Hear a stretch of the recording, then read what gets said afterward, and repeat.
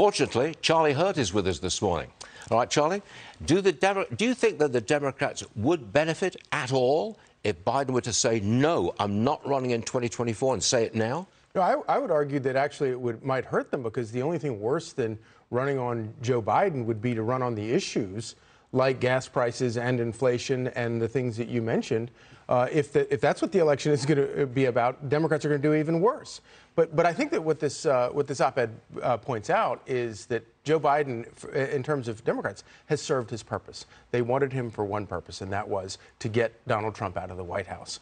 And now that we're actually into the process of governing, they realize this is turning into a huge disaster.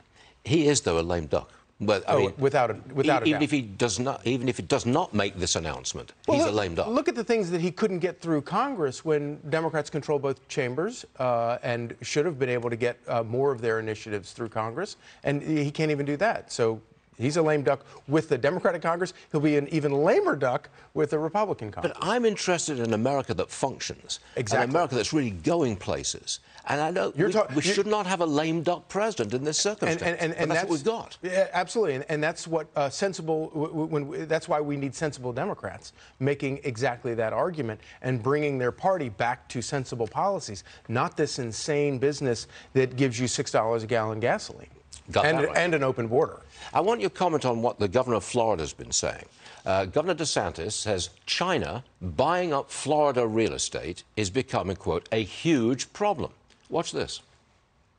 These companies have ties to the CCP, and it's not always apparent on the face of whatever a company is doing. But I think it's a huge problem. Lord, I've signed legislation to crack down on undue influence from rogue states, including the CCP. But we want to make sure that we're cutting ties so that we're not funding our number one adversary. Charlie, do you think this really is a big problem? I do think it is. Buying real estate in Florida? I do think it is a big problem, and all across the United States, because it reveals that China, whether we have designs on China or not, China has designs on us.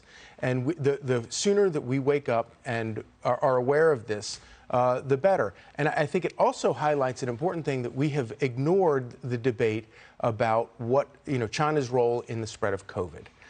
That you can't deny that they played a huge role in all of that. And because our politics have spent the past 4 years blaming one another about it and blaming President Trump or blaming Republicans for it or whatever, China has managed to sidestep all of it and not get the blame and the scrutiny that they should get from both parties in America. It does sound like the kind of statement that a presidential candidate would make. Absolutely. And that's why I'm suggesting he's a presidential candidate. He walks like a duck and sounds like a duck. Therefore, he is not a presidential candidate. Not a lame. Oh, very good. I got that late. Trying to play off of your... I was a little late coming onto that one. I'm sorry, Charlie, but you're very good on that.